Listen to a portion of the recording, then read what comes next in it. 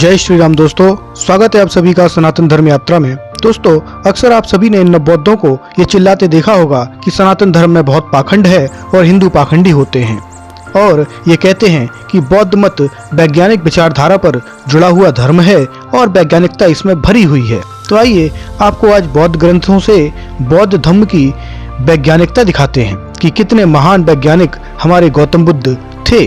तो आइए चलते हैं बौद्ध ग्रंथ अंगुत्तर निकाय पाली वॉल्यूम 2। इसमें लिखा है पेज नंबर 613 पर बरसा सूत्र, बरसा के 5 विघ्न। इसमें लिखा है भिक्षुओं, बरसा के ये 5 अंतराय यानी विघ्न होते हैं जिनको ज्योतिषी नहीं जान पाते हैं, उनकी दृष्टि वहां तक नहीं पहुंचती। कौन से 5? भिक्षुओं, जब ऊपर आकाश में तेजो धातु प्रकोपित होती है तब उसके कारण पहले से उत्पन्न मेघ भी पुनः लौट जाते हैं। भिक्षुओं, वर्षा का यह प्रथम अंतराय है जिसको ज्योतिषी नहीं जान पाते हैं, जहां उनकी दृष्टि नहीं पहुंचती है।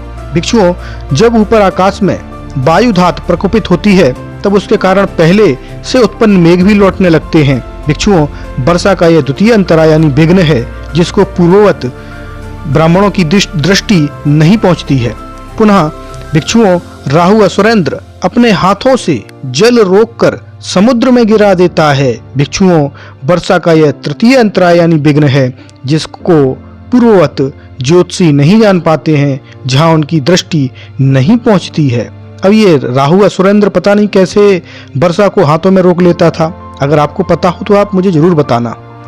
उसके बाद चौथा कहते हैं भिक्षुओं, कभी कभी वर्षा बरसाने वाले मेघ भी बहक जाते हैं। भिक्षुओं, वर्षा में चतुर्थ अंतराय यानी विघ्न है।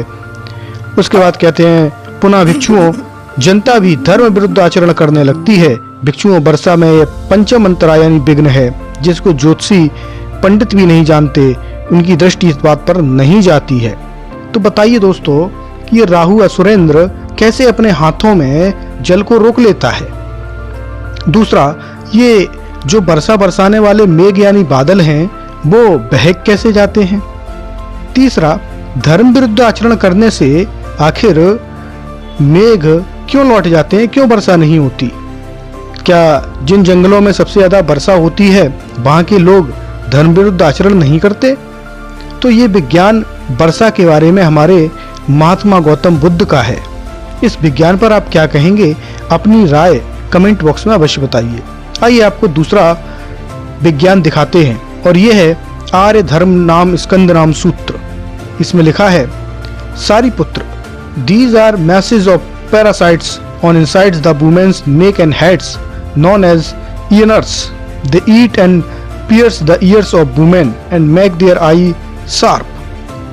वो कहते हैं कि सारिपुत्र, महिलाओं के गले और खोपड़ी में बहुत सारे विषाणु जीवाणु रहते हैं जो कि खाते हैं और छेद करते हैं महिलाओं के कानों को, जिससे कि उनकी आंखें शार्प हो जाती हैं यानी चिकनी हो जाती हैं।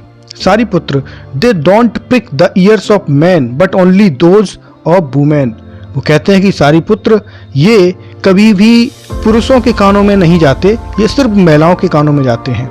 Sariputra, there are masses of parasites on women's bodies known as obstructors.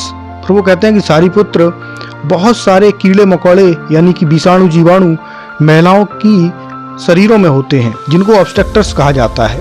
They इंसेंसली eat women's mouth, यानी कि वो महिलाओं के मुख को खाते हैं। That's is why throat of women are flat, जिसके कारण महिलाओं का गला चिकना होता है।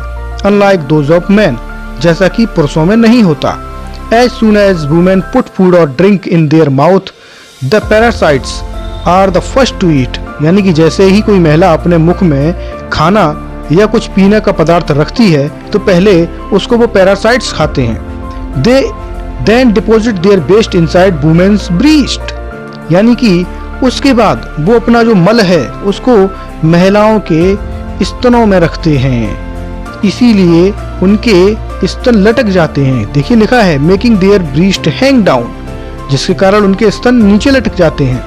Whenever women become pregnant, the parasites also become pregnant, यानी कि जैसे ही कोई महिला गर्भवती होती है तो वो पैरासाइट्स भी गर्भ धारण कर लेते हैं।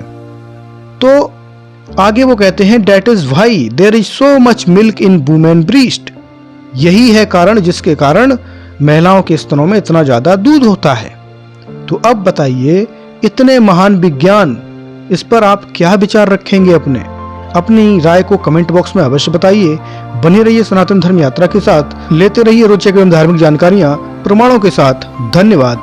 जय श्री राम।